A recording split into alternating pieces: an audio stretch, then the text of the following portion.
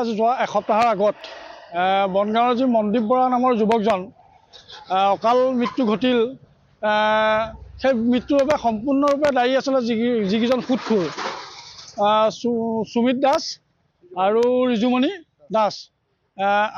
তেওঁলোকৰ ওপৰত ইতিমধ্যে পৰিয়ালবৰ্গই দেৰগাঁও থানাত এজাহাৰ দাখিল কৰিছে। কিন্তু আজিৰ তাৰিখতো দেৰগাঁও থানাই সেই দুইজন কাল্পিতক গ্ৰেপ্তাৰ কৰিব পৰা নাই। ইয়াৰ ৰহস্য আছে। ৰহস্য হৈছে কথা কি, দেৰগাঁৱৰ উপকণ্ঠ অঞ্চলৰ বিভিন্ন স্থানত এইবিলাক মানে সুদখোৰ, এই সুদখোৰবিলাক ইয়াতো আছে। তেওঁলোকে আমি বিশেষ সূত্ৰে জানিব পাৰিছোঁ, আমাক 2-4জনে ফোনো কৰিছে যে এনেকুৱা ব্যক্তি দেৰগাঁৱৰ আশে পাশে কিন্তু আৰু আছে। কিন্তু এইবিলাক কিয় অসম চৰকাৰে মাজতে আজি প্ৰায় 4-5 মাহৰ আগত সুদখোৰৰ ওপৰত যিটো ব্যৱস্থা লৈছিলে, সেই ব্যৱস্থাটো লোৱা আজিৰ তাৰিখত কিন্তু দেৰগাঁৱত লোৱা দেখা পোৱা নাই।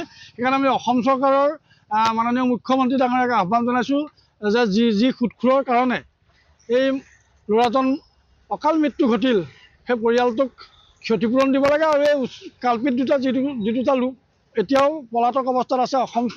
অসম পুলিচে ধৰিব পৰা নাই। সেই আমি আহ্বান জনাইছোঁ গোলাঘাট জিলা আৰক্ষী অধীক্ষক মহোদয়ক যে অতি সোনকালে এই কাল্পিত দুজনক গ্ৰেপ্তাৰ কৰি উচিত শাস্তি প্ৰদান কৰিব লাগে। আৰু দেৰগাঁৱতো বিভিন্ন অঞ্চলত চলি আছে, দেৰগাঁও আশে পাশে উপকণ্ঠ অঞ্চলবিলাকত বিভিন্ন স্থানত চলি আছে।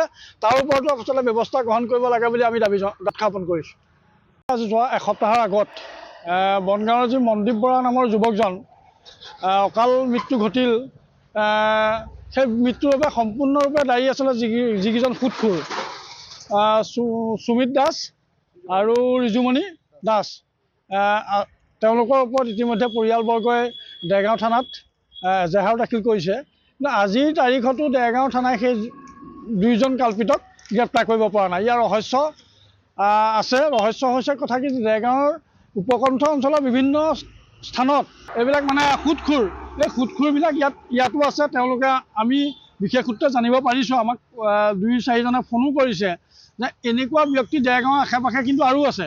কিন্তু এইবিলাক কিয় অসম চৰকাৰে মাজতে আজি প্ৰায় 4-5 মাহৰ আগত সুদখোৰৰ ওপৰত যিটো ব্যৱস্থা লৈছিলে, সেই ব্যৱস্থাটো লোৱা আজিৰ তাৰিখত কিন্তু দেৰগাঁৱত লোৱা দেখা পোৱা নাই। সেইকাৰণে আমি অসম চৰকাৰৰ মাননীয় মুখ্যমন্ত্ৰী ডাঙৰীয়াক আহ্বান জনাইছোঁ যে যি সুদখোৰৰ কাৰণে এই ল'ৰাজন অকাল মৃত্যু ঘটিল, সেই পৰিয়ালটোক ক্ষতিপূৰণ দিব লাগে আৰু এই কাল্পিত দুটা লোক এতিয়াও পলাতক অৱস্থাত আছে।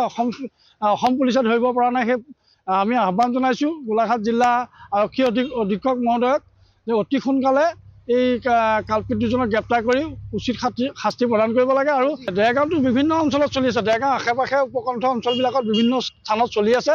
তাৰ ওপৰতো আচলতে ব্যৱস্থা গ্ৰহণ কৰিব লাগে বুলি আমি দাবী উত্থাপন কৰিছোঁ।